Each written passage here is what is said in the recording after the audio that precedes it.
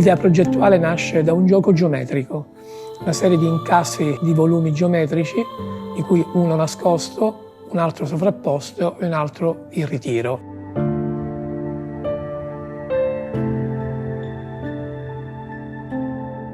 Questa simbiosi fra elementi geometrici va a determinare la forma, che è una forma molto allungata, che nel suo insieme doveva essere anche leggera, senza eccedere e quindi uscire fuori scala, uscire fuori su delle sproporzioni che il progetto nel suo dettaglio, nel suo essere, era praticamente determinato in fase progettuale.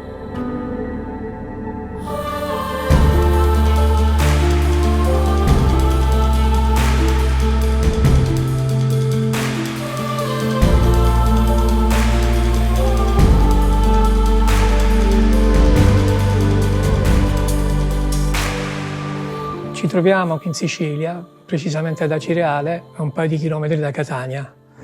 Questa villa ha un pregio abbastanza importante, che è quella di essere posizionata in una logistica che ti permette di vedere a 360 gradi l'Etna, il mare, l'Italia e Taormina.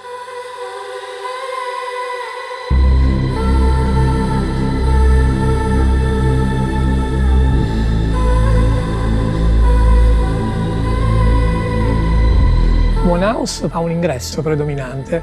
La sorpresa dell'ingresso è che quando tu varchi questa porta è come se avessi l'infinito.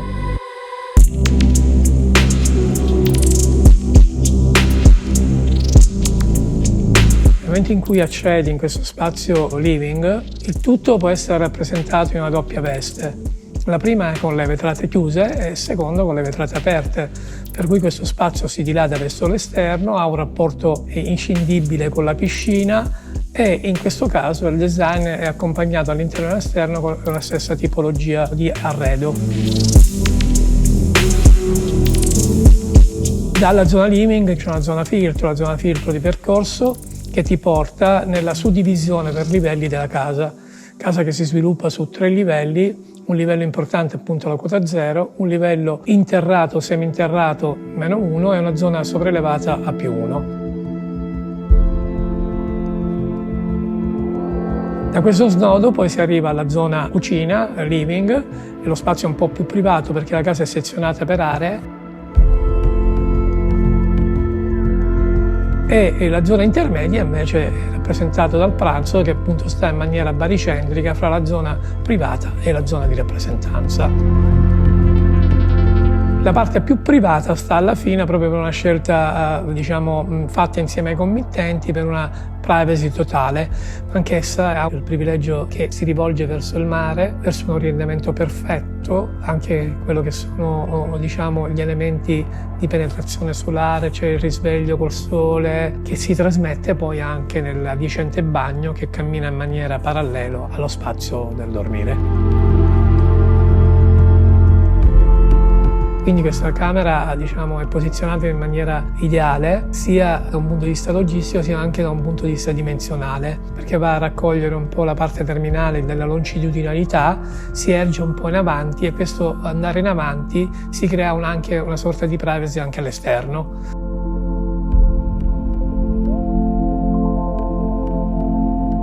Da un lato scendo giù e vado nella zona ludica di tutta la casa, dove è un grande spazio che accoglie e raccoglie più elementi che la committenza in quel caso ci ha chiesto. C'è una cantina, c'è una seconda cucina di servizio, c'è una zona spa, c'è una zona palestra, una zona conviviale che appunto serve come tavolo degustazione nella zona cantina.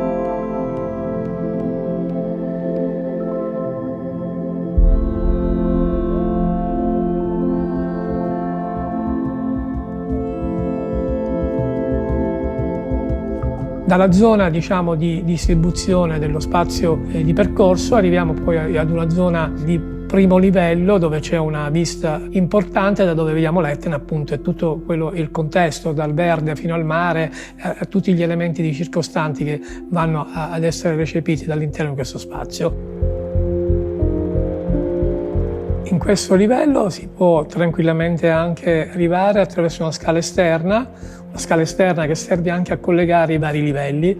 Questo perché appunto c'è una richiesta specifica di distribuzione degli spazi per essere utilizzati in maniera anche autonomi.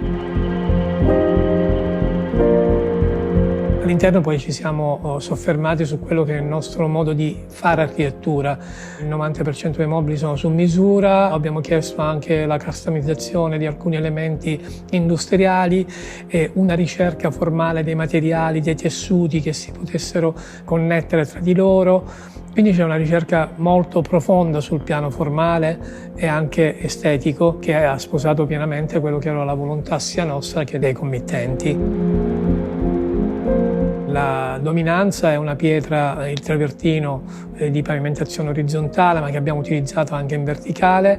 È un travertino Navona in controfaglia, per cui nel lato opposto di come generalmente viene utilizzato. E a questo travertino abbiamo abbinato un altro travertino, il travertino Brown, che utilizziamo specificatamente per dei setti verticali e di rivestimento. L'elemento importante è l'elemento nascosto, l'elemento strutturale, dove in questa casa abbiamo utilizzato gli attuatori sismici in maniera tale da avere anche la possibilità con questo sistema di avere grandi sbalzi, quindi ci ha permesso di avere queste coperture tra virgolette d'ombra che permettono alla casa di avere un irraggiamento solare corretto e adatto in base alle esigenze dei luoghi e di trasmissione del sole. Poi c'è da dire che comunque il benessere di una casa deriva da tanti fattori, cioè cercare con delle vetrate continue di circa 40 metri lineari, la protezione a queste vetrate dal sole o dalle intemperie che possono avvenire, ci portava anche ad ottimizzare anche l'atmosfera interna. Quindi questo rapporto fra interno e esterno lo leggi in maniera forte attraverso la proiezione del sole nella sua verticalità nel divenire quotidiano.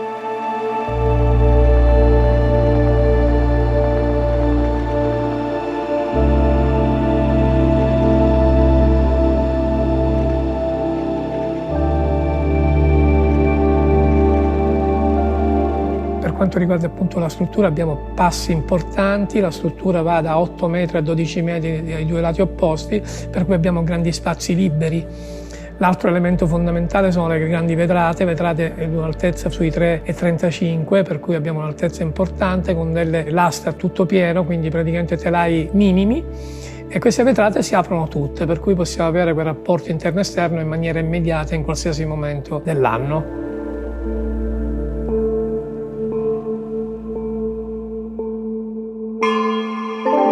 Chiaramente in una casa dove la penetrazione della luce naturale copre il 60-70% della quotidianità, non puoi non preoccuparti anche della luce artificiale, cioè cosa avviene nel momento in cui ti abbandona la luce naturale, cosa avviene con la luce artificiale.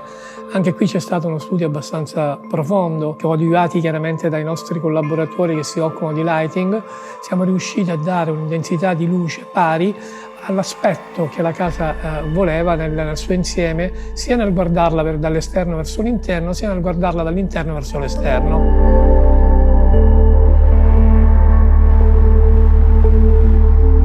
Per quanto riguarda il landscape, è stato fatto insieme alla committenza, essendo degli esperti nel settore.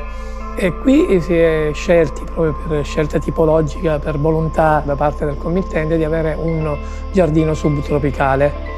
Quasi tutto il verde sono delle essenze particolarissime, molto ricercate, da collezione quasi, per cui abbiamo un collegamento fra quello che è praticamente il mondo mediterraneo e il mondo tropicale.